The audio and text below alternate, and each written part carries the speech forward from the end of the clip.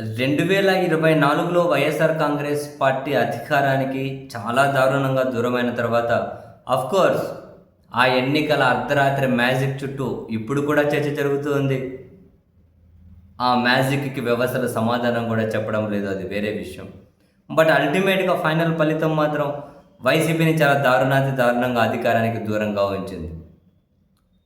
అంత దారుణంగా దూరంగా ఉన్న తర్వాత వైసీపీ అధికారానికి చాలామంది అనుకున్నారు ఆ పార్టీ కోలుకోలేదేమో ఇప్పటికిప్పుడు అని. కానీ చాలా తక్కువ టైంలోనే వైసీపీ పూర్తిగా అప్పర్ హ్యాండ్ తీసుకుంది. వైసీపీ శ్రేణులు ఎక్కడా కూడా చెక్కు చెదరలేదు. వాళ్ళు మరింత యాక్టివ్గా కసిగా పనిచేస్తూ ఉన్నారు. అదిగో ఎప్పుడు ఎన్నికలు జరిగినా వైఎస్ఆర్ కాంగ్రెస్ పార్టీ అధికారంలోకి వచ్చేస్తుంది అనే సంకేతాలు జనంలోకి బలంగా పంపించడంలో డెఫినెట్లీ వైసీపీ సక్సెస్ అయింది. అండ్ ప్రభుత్వ ప్రజా వ్యతిరేక విధానాలు కూడా తోడవుతూ ఉన్నాయి. And at the same time Jaganmohan Reddy గారు వాళ్ళ పార్టీ బలోపేతానికి రూట్ స్థాయి నుంచి పార్టీని స్ట్రెంగ్తెన్ చేయడం కోసం చాలా నిర్ణయాలు తీసుకుని అమలు చేస్తూ ఉన్నారు. And at the same time మరికొందరు కీలక నేతలను, మరీ ముఖ్యంగా వైఎస్ఆర్ గారికి చాలా దగ్గరగా సన్నిహితంగా ఉన్న నేతలను వైఎస్ఆర్ కాంగ్రెస్ పార్టీలోకి ఆహ్వానించి వాళ్ళ సేవలు వినియోగించుకోవాలి అని చెప్పి నిర్ణయం తీసుకున్నట్లు, కొందరి ఎంట్రీకి గ్రీన్ సిగ్నల్ ఇచ్చినట్లు వార్తలు అయితే వెలువడుతూ ఉన్నాయి.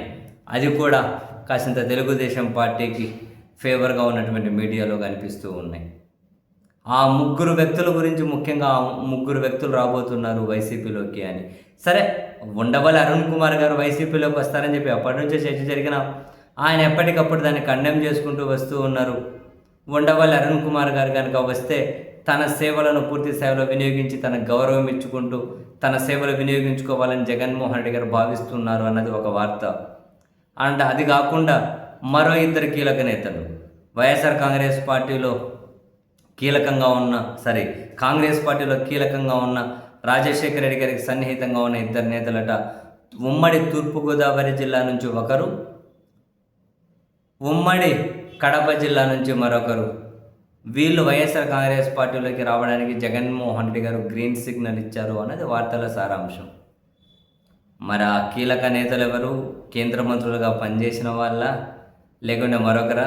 రాజశేఖర రెడ్డి గారికి సన్నిహితంగా ఉన్న పెద్దలు చాలా సంయమనంతో ఉంటారు అని చెప్పి కూడా వార్తలు వెలువడుతూ ఉన్నాయి వాళ్ళిద్దరి గురించి.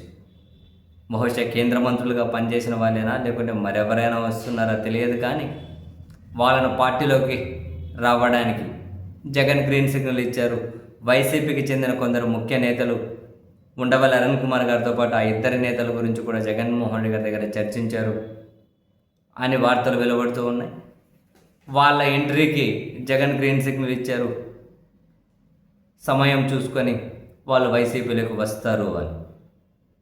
సరే, ఉండవల్లి అరుణ్ కుమార్ గారు ప్రత్యక్ష రాజకీయాలు నేను ఇప్పుడు ఏం చేయలేను, నేను ఇప్పటికి రాజకీయాలకు సెట్ అవ్వను అని చెప్పి అయితే అంటూ ఉన్నారు.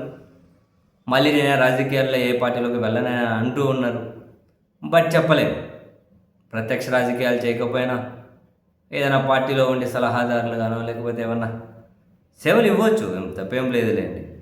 బట్ ఇచ్చే సేవలు ఏంటో నేను రాజకీయ ముద్ర లేకుండా బయట నుంచి నా సేవలు కొనసాగిస్తానని చెప్పి ఉండవల్లి అరుణ్ కుమార్ గారు అనుకున్నప్పుడు ఆశ్చర్యం లేదు.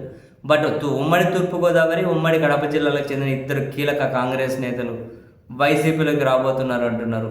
వాళ్ళెవరు అన్న విషయం అయితే చూద్దాం.